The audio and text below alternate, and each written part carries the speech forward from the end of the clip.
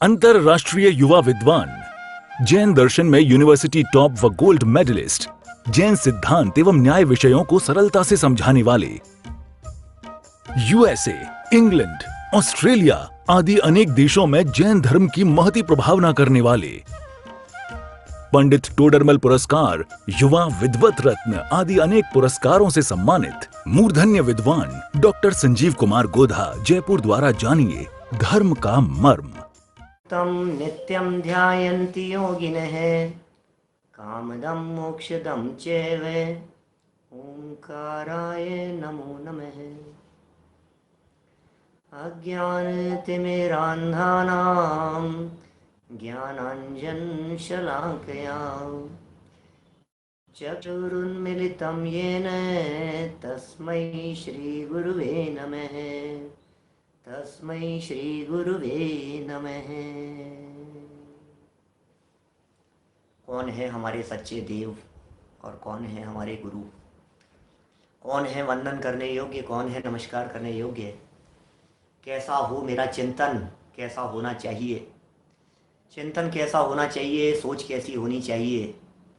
धारा किस प्रकार की बहनी चाहिए हमारे हृदय में चिंतन की? ये प्रकरण चल रहा है, बहुत महत्वपूर्ण प्रकरण है। भावना का नाम है मेरी। पता नहीं क्या जची जुगल किशोर जी साहब को, जिन्होंने इस भावना को लिख करके पहले शब्द जोड़ दिया मेरी। और सच में उन्होंने जो लिखा था वो तो इसीलिए लिखा था कि ये जो भावना है ये मेरी भावना है। उन्हें क्या पता था कि ये जो मेरी भावना है ये भावना जन जन की भावना बन जाएगी और बन जानी चाहिए। यदि ये भावना पूरे देश में प्रचारित की जाए, यदि इस भावना के अनुसार पूरा देश चले, पूरी दुनिया चले, तो निश्चित तौर पर मैं ये कह सकता हूं कि राम राज्य आए बिना नहीं रहे। वातावरण में शांति हो जाएगी। विश्व शांति का महायज्ञ चल रहा है, ये अनुष्ठान चल रहा है भाई साहब, विश्व शांति यज्ञ चल रहा है। किसी व्यक्ति ने पूछा मुझसे आज कि पंडित जी शाम को विषय क्या चल रहा है? मैंने कहा विश्व शांति महायज्ञ चल रहा है। बोले रात को? मैंने कहा रात को ही, दिन हो या रात हो, यहाँ तो शांति है, शांति का काम है।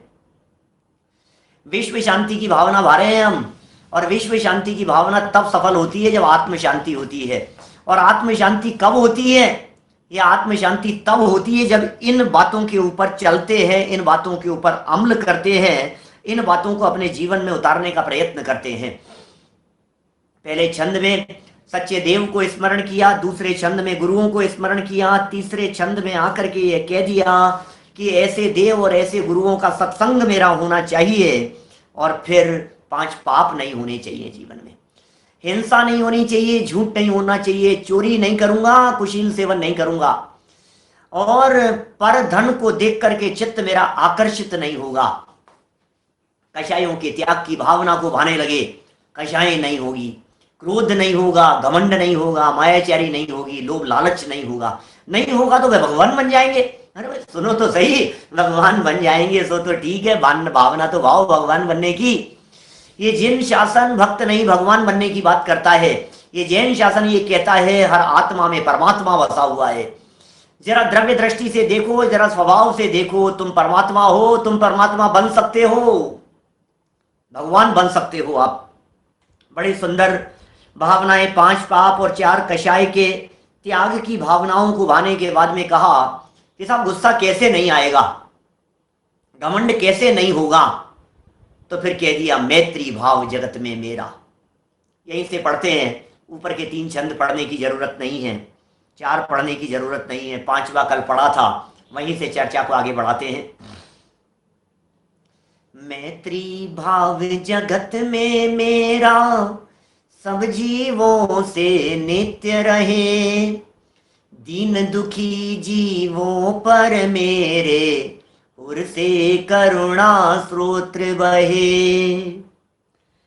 दुर्जन क्रूर कुमार्ग रतों पर क्षोभ नहीं मुझको आवे, साम्य भाव रखूं मैं उन पर ऐसी परिणति हो जावे। लोगों को देख देख करके भावना कैसी बन रही है? बोले सर्व जगत के जीवों के प्रति मैत्री का भाव है और नित्य रहे। जगत में मुझे बहुत दुखी लोग दिखाई दे रहे हैं। क्या कह रहे हैं? दुखी दिख रहे हैं, उन जीवों को देख करके हृदय में करुणा का भाव आवे। भाव तो आए करुणा का, दया का भाव तो होना चाहिए हृदय में। जिनके हृदय में दया का भाव होता है वे वास्तव में निर्दयाय नमः की श्रेणी में चले जाते हैं, अदयाय नमः की श्रेणी में चले जाते हैं, सिद्ध बन जाते हैं। उन्हें फिर दया की जरूरत नहीं पड़ती, उन्हें दया मांगनी नहीं पड़ती, फिर ऐसी अवस्था उनकी हो जाती है। दुर्जनों को देखकर, बड़े गजब की लाइन थी। सच में हृदय को टटोलने की कोशिश करना, अंदर से झांक करके देखने की कोशिश करना। दुर्जन, ओहो, यहां तो सज्जन लोग नहीं सुहा रहे हैं, दुर्जनों को कौन सुहाएगा? दुर्जनों को भी सुहाने वाले, दुर्जन भी जिनको सुहाते हो, ऐसे लोग कहां मिलेंगे भैया? धन्य है वे जीव जिन्हें दुर्जन भी सुहाते हैं। धन्य है वे जीव जिन्हें क्रूर लोगों को देख करके भी क्रूरता का परिणाम नहीं आता है। धन्य है वे जीव जिन लोगों को गलत रास्ते पर चलते हुए देख करके भी उनके प्रति विरोध का भाव नहीं आता है। अरे विरोध से विरोधी को नहीं जीता जा सकता है। किसी को जीतना हो तो विरोध करके उसे नहीं जीत सकते हो। धमका करके 2 साल के बच्चे से तो काम करा करके देख लो आप। ये जीवन जीने की कलाएं ये। दुर्जन, क्रूर, कुमार्ग रतों पर क्षोभ नहीं। अरे देख देख करके फीलिंग ऐसी नहीं आए, अरे यार मुझे बहुत दुख होता है, मुझे बहुत पीड़ा होती है। अरे ये आचार्य देव कह रहे हैं पीड़ित भी मत होइए आप, पीड़ित मत होइए। ये जैन दर्शन पीड़ित होने के लिए नहीं है, ये जैन दर्शन आनंदित होने के लिए है, आनंद मनाने के लिए है। आनंद मनाइए, खुशियां मनाइए, प्रसन्न हो जाइए क्योंकि हमें ये कुल मिल गया है। प्रसन्न हो जाइए, हमें ये बातें मिल गई है। प्रसन्न हो जाइए क्योंकि हमें ये तत्व ज्ञान मिल गया है, ये जिनवाणी सुनने का अवसर मिल गया है हमारे को। ये बातें साधारण नहीं है। बड़े भाग्य से हमको मिला, भाग्य से मिलता है भाई साहब, भाग्य से मिलता है। सद्भाग्य जागृत हो तो मिलता है, अभागों की किस्मत में नहीं होता है। भाग्यशाली लोग इन बातों को कर्णेंद्री का विषय बनाते हैं, अभागे लोगों के कर्णेंद्री का विषय नहीं बनती है ये बातें। ये कह रहे हैं और क्या करूं, शोभ नहीं आएगा तो क्या करूं? साम्य भाव रखो और क्या करूं? साम्य भाव रखूं मैं उन पर, ऐसी परिणति हो जावे। साम्य भाव रखूं मैं उन पर। अरे उनके ऊपर साम्य भाव रख करके उनके ऊपर करुणा नहीं की है, उनके ऊपर साम्य भाव रख करके अपने आप का उद्धार किया है। इसे पता है क्या लगता है? देखो मैंने उनके ऊपर समता रखी भाई साहब, उसने ऐसा किया उसके बावजूद भी मैंने समता रखी। बोल, डांटा नहीं मैं तेरे को, गुस्सा नहीं किया मैंने तेरे ऊपर। मेरी जगह कोई दूसरा होता तो जमा करके लगाता 3 खींच करके, देख मैं कितना अच्छा। अरे भाई सुन भाई, ये तुमने क्रोध नहीं किया, तुमने घमंड नहीं किया, तुमने मायाचारी नहीं की, तुमने छल कपट नहीं किया, यदि तुमने हिंसा नहीं की, झूठ नहीं बोला, चोरी नहीं की, तो इसमें किसी दूसरे के ऊपर उपकार नहीं किया गया है, अपने आप के ऊपर उपकार किया है। ऐसी परिणति हुई। परिणति माने लाइफ, परिणति माने परिवर्तन, परिणति माने जीवन इस तरह का बदल जाए। परिणति का मतलब होता है पर्याय। हमारे यहाँ जैन दर्शन का, जैन शासन का एक टेक्निकल वर्ड है परिणति। परिणति माने पर्याय, परिणति माने परिणमन, परिणति माने अवस्थाओं का बदलना। मेरी अवस्था ऐसी बदल जाए, ऐसी अवस्था बदल जाए मेरी, जिसमें क्या कह रहे हैं, साम्य भाव रखूं मैं उन पर। अभी तक नहीं रखता था, अभी तक नहीं रखता था। मेरी भावनाएं उन्हें देख करके मैं समता भाव रखने लगूं। समता रखो, समता। समता रस का पान करो, अनुभव रस का पान करो, शांत रहो, शांत रहो, सहज सदा ही शांत रहो। सहजता का आनंद अपूर्व होता है। सहजता में जो आनंद है, उसमें जो शांति है, उसकी जो मस्ती है, ज्ञानियों के जीवन में सहजता की मस्ती हुआ करती है। ऐसा हो गया कोई बात नहीं, ऐसा हो गया कोई बात नहीं, सहज रहो भैया, सहज रहो। साम्य भाव रखूं मैं उन पर, ऐसी परिणति हो जावे। यहां तक इस 5 नंबर के छंद तक दीन दुखियों को देख करके बात कही थी, परेशान लोगों को देख करके बात कही थी। देखिए चौथे नंबर के छंद में कही थी, तीसरे और चौथे में जरा कंपैरिजन करते जाना ऊपर से। तीसरे और चौथे में कही थी मैं पापी नहीं बन जाऊं। ध्यान देना, स्टेप बाय स्टेप बढ़ रहे हैं। पहले में कही थी परमात्मा कौन है, मेरी परमात्मा के प्रति भक्ति है, भक्ति भाव से प्रेरित। दूसरे में कही थी गुरु कौन है, गुरुओं का क्या स्वरूप है। और तीसरे में कहा उनके सत्संग में रह करके मैं पाप से विरक्त हो जाऊं। तीसरे में कही मुझ में पाप नहीं आए। चौथे में कही थी कि मुझ में कषाय नहीं आए। पांचवें में कही थी जो पापी और कषाई जीव हैं उनके प्रति विरोध का भाव नहीं आए। खुद तो पापी नहीं है, मैं पाप नहीं करूं, मैं पाप नहीं करूं, ये तीसरे चौथे में बात हो गई। मैं पाप नहीं करूंगा, मैं कषाय नहीं करूंगा, मैं क्रोध नहीं करूंगा, मैं सावधान रहूंगा, मैं घमंड नहीं करूंगा, ये बातें तीसरे में और चौथे में कह दी थी। और पांचवें में कही बोले तुम तो नहीं करोगे, लेकिन दूसरों को देख करके तो कषाय जागृत हो जाएगी, तब क्या करोगे? तो बोले कषाइयों को देख करके भी कषाय नहीं हो, पापियों को देख करके भी क्षुभित नहीं होना, क्षोभ का भाव नहीं आवे, और उनके प्रति भी समता भाव रखना। कि साहब पापियों को देख करके तो समता भाव रखेंगे, ये बात तो समझ में आ गई, चलो कोई बात नहीं। अब कह रहे हैं गुणी जनों को देख करके कैसे भाव आने चाहिए, सब बात कह रहे हैं। क्योंकि दुनिया में तो आपको पापी लोग भी दिखेंगे और दुनिया में आपको गुणवान लोग भी दिखेंगे। अब हमारा कर्तव्य क्या बनता है? पापियों को देख करके खेद खिन्नता का भाव नहीं हो और गुणवानों को देख करके उनके प्रति प्रेम भाव जागृत हो जावे। छंद नंबर 6 क्या कह रहे हैं? गुणी जनों को देख हृदय में मेरे प्रेम उमड़ आवे, बने जहां तक उनकी सेवा करके यह मन सुख पावे। वाह! हूं नहीं कृतघ्न कभी मैं, द्रोह न मेरे उर आवे, गुण ग्रहण का भाव रहे नित, दृष्टि न दोषों पर जावे। अरे भाई साहब, जीवन बदल गया। जिस जीव ने जीवन में ये बातें अपना ली है, इसका मतलब ये है वो जीव मनुष्य जीवन में रहते हुए देवता जैसा है। जिसके जीवन में ये बातें आ गई वो देव हो गया। जिसके जीवन में ये बातें आ गई वो स्वर्ग के देवों जैसा, वैमानिक देवों जैसा उसका जीवन दिखाई देने लगेगा। ऐसा जीवन बन जाता है। यार ये देवता पुरुष है भाई साहब, धन्य है भाई साहब ये पुरुष। वो पुरुष नहीं, वो महापुरुष हो जाता है जिसके जीवन में ये बातें उतर जाती है।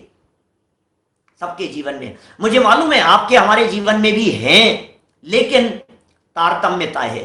किसी के जीवन में कम है, किसी के जीवन में ज्यादा है, किसी के जीवन में और ज्यादा है। बस डेवलप होती रहे, भावनाएं बढ़ती चली जाएं।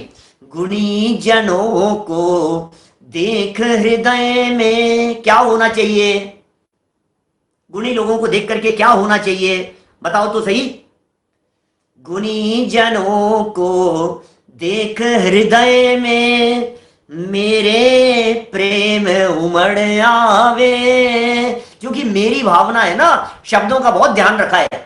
हमारे शब्द का प्रयोग नहीं किया है। मेरे बोलते समय व्यक्ति को फीलिंग में आनी चाहिए बात, मेरी बात चल रही है, मैं कह रहा हूं, मैं ऐसा चाहता हूं, मेरी ऐसी भावना है, मेरी ऐसी सोच है, मेरा ऐसा चिंतन है, बात तो मेरी चल रही है, मुझे क्या करना है। और साहब उसने नहीं किया, वो देखो वो कैसा करता है, उसको भी तो देखो वो आलू खाता है, उसको देखो वो रात को खाता है, उसको देखो वो चोरी करता है, उसके देखो वो क्या कर रहा है। अरे उसको क्यों देखें, यहां तो मुझे देखना है, मुझे देखना है। गुणवान लोगों को देखो, गुणवानों को देखो। क्षत्र चूड़ामणि ग्रंथ चलता है और बड़े सुंदर नीतियां हैं। और एक जगह पर वादीप सिंह आचार्य देव ने ऐसी नीति बतलाई, जो जैसा देखते हैं वे वैसा बन जाते हैं। आपकी दृष्टि दोषों के ऊपर जाती है कि आपकी दृष्टि गुणों के ऊपर जाती है? बोलो, आपकी दृष्टि कहां जा रही है? आपकी निगाह में क्या दिखाई देता है ये बतलाइए। आपको दिखता क्या है? क्या है देखने लायक? कौन सी ऐसी चीज है जो आपको दिखाई दे रही है? गुणी जनों को देख करके एक तो प्रेम भाव, और प्रेम भाव नहीं, बने जहां तक उनकी सेवा। सेवा करो, सेवा गुणवानों को देख करके। क्या सेवा करो भाई साहब। गुणी जनों को देख करके उनके प्रति सेवा का भाव आना चाहिए, उनकी भैयावृत्ति का भाव आना चाहिए, उनकी हेल्प करने की भावना होनी चाहिए, उनका सहयोग करने की भावना होनी चाहिए। गुणवान है। और सच्ची सेवा क्या होती है? देखो, आप यदि उनकी सेवा करेंगे तो उनके पास में बैठेंगे। क्या क्या समझ रहे हैं आप यदि गुणवानों की सेवा करेंगे तो उनके पास में उठेंगे, बैठेंगे, उनका सानिध्य मिलेगा, उनका समागम मिलेगा, वातावरण मिलेगा, माहौल मिलेगा आपको। और जब वातावरण और माहौल आपको इस प्रकार का मिलेगा गुणवान लोगों के साथ में उठने बैठने का, तो फिर क्या होगा? मन में सुख मिलेगा, एक अलग प्रकार की शांति मिलती है। करके देखिए, फील कीजिए कभी इस चीज को, सेवा करके देखिए, सहयोग करके देखिए, गुणवान लोगों के पास में बैठ करके देखिए, आपको दो बातें ज्ञान की मिलेगी। और वो दो बातें ज्ञान की ऐसी मिल सकती है भाई साहब, क्या जिन बातों को सुनकर के आपका जीवन बदल जाए। क्या पता कौन से गुणी और गुणवान व्यक्ति का कौन सा वाक्य हमारे जीवन को स्वर्ग बनाने में कारण बन जावे। क्या पता कौन से विद्वान वक्ता का कौन सा वाक्य, क्या पता कौन से ज्ञानी धर्मात्मा पुरुष, कौन से आचार्य, कौन से मुनिराज, कौन से महापुरुष, कौन से परंपरा से आए हुए ये ग्रंथ, शास्त्र, आगम के वाक्य हमारे जीवन को बदलने में समर्थ हो जावे। गुणी जनों को देख हृदय में प्रेम, हृदय से प्रेम की बात कर रहे हैं, ऊपर से नहीं।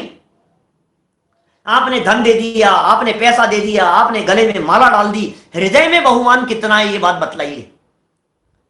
तुम जैसा बनने के कारण शरण तुम्हारी आया, ऐसी भावना होनी चाहिए गुणवानों को देख कर, इनके जैसा बनना है, इनके जैसा बनना है। कैसी भावना जागृत हुई? इनके जैसा बनूंगा मैं, ऐसा बनूंगा एक दिन मैं, तुम जैसा बनूंगा मैं, हे मुनिराज तुम जैसा बनूंगा मैं, कुंदकुंदाचार्य देव आपके बताए हुए मार्ग पर चल करके आप जैसा बनने की भावनाएं बढ़ रही है मेरी, आप जैसा बनूंगा, भावनाएं बन रही है गुणी जनों को देख करके। टोडरमल जी जैसा काम आपने किया है वैसा काम करूंगा मैं, आप जैसी भावनाएं बन रही है मेरी। भगवान महावीर स्वामी जो आपने 30 साल तक समूह शरण में बैठ करके दिव्य ध्वनि के माध्यम से जगत के जीवों को सुखी होने का मार्ग बतलाया है, वो मार्ग मैं भी अपनाऊंगा और उसी मार्ग पर चलूंगा, ये मेरी भावनाएं हैं।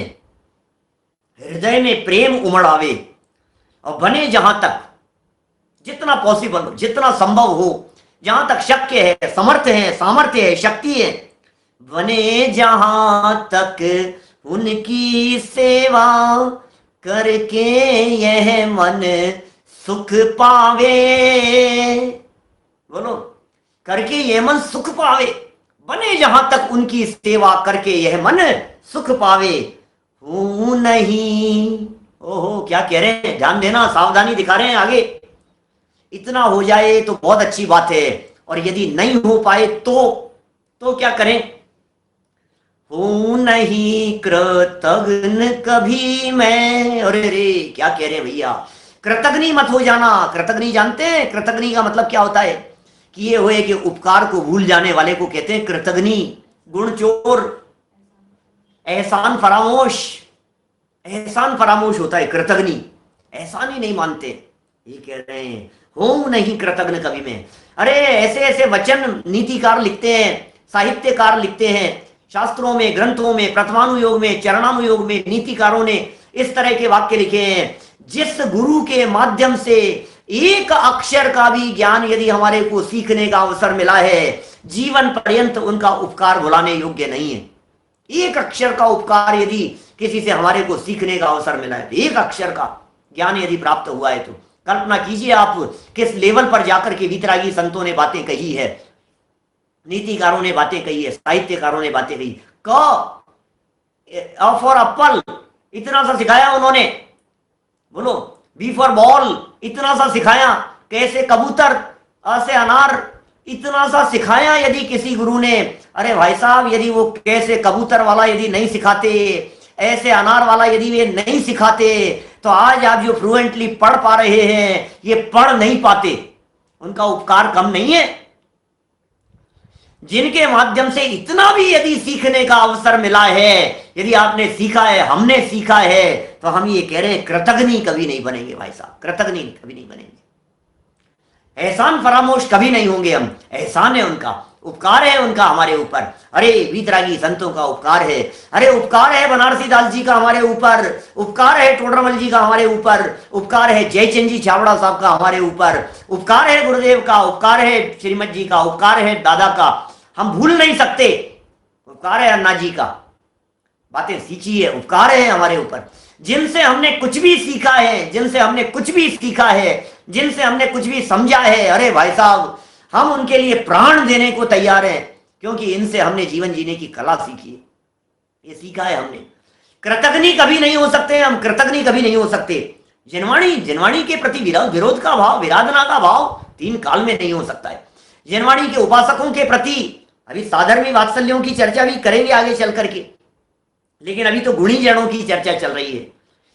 हूं नहीं कृतज्ञ कभी मैं, कृतज्ञ कभी नहीं हूं, द्रोह न मेरे उरिया। अरे कभी कभी क्या होता है, गुरुजनों के साथ में मन मुटाव हो जाता है, कभी कभी ऐसा हो जाता है गुरुजनों की बातों से सहमत नहीं हो पाते, कभी ऐसा भी हो जाता है, विचार नहीं मिलते किसी मुद्दे पर आकर, किसी पॉइंट पर आकर के, यार आपका ये मंतव्य मेरे को ये स्वीकार नहीं है, यार ये बात मुझे जच नहीं रही है। ऐसा भी हो जाता है कि नहीं, कभी हो जाता है, कोई बात नहीं, तो भी गुरुओं के प्रति विद्रोह का भाव तो नहीं हो, विरोध का भाव तो नहीं हो भाई साहब, गुरु तो गुरु ही है।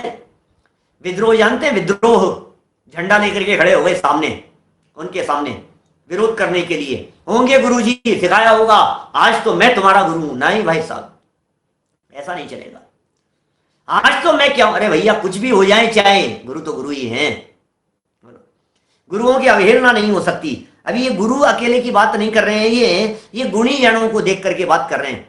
माता पिता का उपकार, बड़े भाई का उपकार है, हमारे दादाजी का उपकार, दादी जी का उपकार, घर के जो बड़े लोग हैं हमसे, जिन्होंने हमारे को चलना सिखाया, जिन्होंने हमारे को बोलना सिखाया, जिन्होंने हमारे को छोटी छोटी बातें सिखाई, मित्र ने हमारा सहयोग किया, पड़ोसी ने हमारा सहयोग किया, हम पड़ोसियों का उपकार, साधर्मी थे उन्होंने हमारा उपकार किया।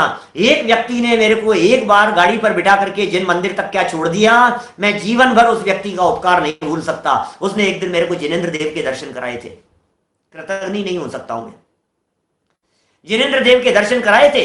एक व्यक्ति ने एक बार मुझे ये जैन धर्म के मार्ग पर लगाया था, मैं उनका उपकार कैसे भूल सकता हूं, कृतज्ञ नहीं हो सकता मैं।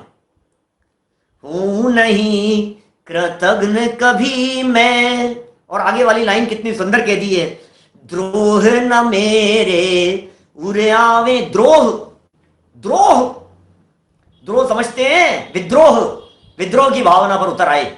ऐसे होते हैं ना कभी कभी, जिनको सिखाया था, जिनको पढ़ाया था, आज वही विरोधी बन गए, वही कहते हैं अरे हाँ सिखाया होगा क्या है, हम तुम्हारे शिष्य नहीं है। ऐसा ऐसे नहीं भाई, ऐसा नहीं, ऐसा नहीं। दो अक्षर भी जिनके माध्यम, देखो एकलव्य को, देखो आप एकलव्य को, मालूम है आपको, एकलव्य ने, द्रोणाचार्य ने मांगा वो दे दिया। द्रोणाचार्य ने सिखाया नहीं उनको कुछ, लेकिन उसने सीखा था द्रोणाचार्य से। एकलव्य को जानते हैं ना आप लोग, क्या एकलव्य शूद्र कुल में पैदा हुए थे, क्षत्रियों की शिक्षा चलती थी, द्रोणाचार्य गुरु थे, और वे द्रोणाचार्य सबको सिखाते थे, ज्ञान देते थे और सिखाते थे, धनुर्विद्या सिखाते थे और सारी बातें सिखाते थे। तो ये आया सीखने के लिए कि मुझे भी सीखना है, मुझे भी सीखना है, कि नहीं तू सीखने लायक नहीं है। अब बोलो, एक तो फटकार दिया, अब फटकार दिया तो अभी तो बेचारे चले गए, कोई बात नहीं, अलाउ नहीं है यहाँ तुम नहीं सीख पाओगे। अब हट गए साहब, अब ये चले गए। महाभारत की घटना है, द्रोणाचार्य कौरवों पांडवों को सिखाते थे, गुरु द्रोणाचार्य। बाद में कभी एक धनुष चलते हुए देखा और उसके माध्यम से कुछ ऐसा निशाना लगते हुए देखा और पकड़ लिया कि तुम कौन हो, तुमने किससे सीखा है ये। द्रोणाचार्य ने पकड़ लिया उसको, बहुत विनम्र शब्दों के अंदर कहा, अरे गुरुजी मैंने तो आपसे ही सीखा है। मेरे से कब सीखा तुमने, कहां से सीख लिया? गुरुजी मैंने आपकी प्रतिमा विराजमान कर दी थी, आपकी मूर्ति स्थापित कर दी थी, आपका पुतला बना दिया था, आप जैसा रूप बना करके मैंने आपको गुरु मान लिया, और दूर से देखता था मैं जब आप उनको सिखाते थे, और आपकी प्रतिमा के सामने बैठ करके और वहां प्रैक्टिस किया करता था, मैंने सीखा है। पता है क्या किया द्रोणाचार्य ने? द्रोणाचार्य ने देखा उसकी प्रतिभा को, अरे यार ये बहुत प्रतिभावान है, तूने यदि मुझे गुरु माना है और मेरे से सीखा है तो मुझे गुरु दक्षिणा दे। कि क्या चाहिए आपको गुरु दक्षिणा में? कि अपने दाहिने हाथ का अंगूठा काट करके मुझे दे दे। वो बोलो यार, क्या बात करते हो आप? क्या है गुरु दक्षिणा? अंगूठा। आप जानते हो धनुर्विद्या के लिए क्या चाहिए? धनुष बाण खींच करके तान करके चलाने के लिए ये थंब चाहिए। ये थंब राइट हैंड का खींचने के लिए। बोले काट दे इसको, दे दे मेरे को गुरु दक्षिणा में। ये उठाया। कोई बात नहीं गुरुजी, आप गुरु है मेरे, आपसे सीखा है मैंने, आपके लिए आपने अंगूठा मांगा है, आप गर्दन भी मांगते तो आपके चरणों में न्यौछावर था। विद्रोह नहीं हो सकता है। अरे यार गजब करते हो यार, अंगूठा मांग रहे हो मेरे से, समझते क्या हो, सिखाया क्या है तुमने मेरे को? नहीं भाई साहब, ऐसा नहीं चलेगा। द्रोह का भाव नहीं है, विद्रोह का भाव नहीं हृदय में। अरे विद्रोह करने वाला स्वयं विरोधी है। विद्रोह के परिणाम से दूसरे का विद्रोह नहीं होता है, दूसरे का विरोध नहीं होता है। ये विरोध के परिणाम से अपना ही विरोध हो जाता है। और भावना कैसी होनी चाहिए? गुण ग्रहण का भाव रहे नित, दृष्टि न दोषों पर जावे। अरे गजब की लाइन है, मर मिटने का मन होता है ऐसी लाइन के ऊपर। सच कहता हूं, ऐसी ऐसी गजब की लाइन है। गुण ग्रहण का भाव रहे नित। आपकी निगाह कहां है? गंदगी पर आपकी निगाह है कि फूलों पर आपकी निगाह है? बतलाओ। कांटों पर आपकी निगाह है कि फूल आप देखते हो? आप क्या देखते हो बतलाओ तो सही। आपके मन में भावना क्या है? गुण ग्रहण का भाव कि दोष देखने का भाव। देखना जरा अपने आप की दृष्टि को। जब किसी से मिलते हो तो आपकी दृष्टि में क्या आता है? मैं एक प्रसंग सुनाता हूं हमेशा, तो बहुत लोगों का सुना हुआ होगा। एक व्यक्ति गार्डन में घूमने के लिए गया। सुना है? एक व्यक्ति गार्डन में घूमने के लिए गया और वहां जाकर के गार्डन में अच्छे अच्छे फूल लगे हुए थे, फूलों को चुन रहा था। फूलों को चुनते चुनते अचानक एक आवाज उसके कानों में आई। क्या आवाज आई कानों में? अरे क्या करते हो तुम, ये क्या गलत काम करते हो? अभी आवाज कान में गूंजने लगी, ये क्या गलत काम करते हो? उसने आसपास में देखा तो कोई भी नहीं था। अब आसपास में कोई भी नहीं है तो अब दिमाग में चलने लगी, अरे कोई कह कौन रहा है, कह कौन रहा है। थोड़ा उसने गौर फरमाया तो पता लगा पास का एक छोटा सा पौधा वो उससे कुछ कहने का प्रयत्न कर रहा था। काल्पनिक प्रसंग है, वचन बल नहीं होता है, एक इंद्रिय जीवों के भाषा वर्णनाएं नहीं होती है, बोलने की सामर्थ्य नहीं होती है, रसना इंद्रिय उनकी होती नहीं है, एक इंद्रिय जीव था। काल्पनिक प्रसंग है, ऐसा समझना। बोले पौधे ने कहा तुम गलत काम करते हो। कि मैं क्या गलत काम करता हूं? कि फूलों को चुन लेते हो और कांटों को छोड़ देते हो, कितना गलत काम करते हो। बड़ा आश्चर्य, क्या बात कर रहे हो यार, पूरी दुनिया यही करती है और यही तो करना चाहिए। फूलों को चुनना चाहिए और कांटों को छोड़ देना चाहिए, यही तो काम किया जाना चाहिए, यही तो होना चाहिए, होना भी यही चाहिए। तो उस पौधे ने कहा वेरी गुड वेरी गुड, ताली बजाई उसने, बहुत अच्छा बहुत अच्छा। पर उपदेश कुशल बहु तेरे।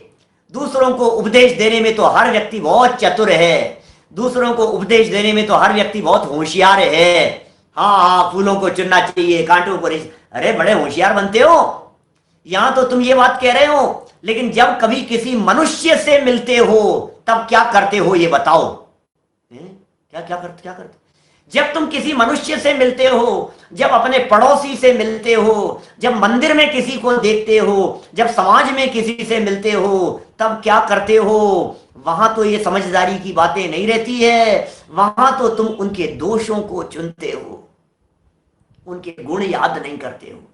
बोलो, तुम्हें अवगुण नजर आते हैं पड़ोसियों के, तुम्हें अवगुण नजर आते हैं अपने शत्रुओं के, तुम्हें अवगुण नजर आते हैं अपने मित्रों के, तुम्हें अवगुण नजर आते हैं अपने साथियों के, तुम्हें अवगुण नजर आते हैं अपने बच्चों के, तुम्हें अवगुण नजर आते हैं अपनी पत्नी के, तुम्हें अवगुण नजर आते हैं अपने हस्बैंड के, तुम्हें अवगुण नजर आते हैं अपने माता पिता के, तुम्हें अवगुण नजर आते हैं। जिसे देखते हो वहां क्या चुनते हो तुम? गुण ग्रहण का भाव रहे नित।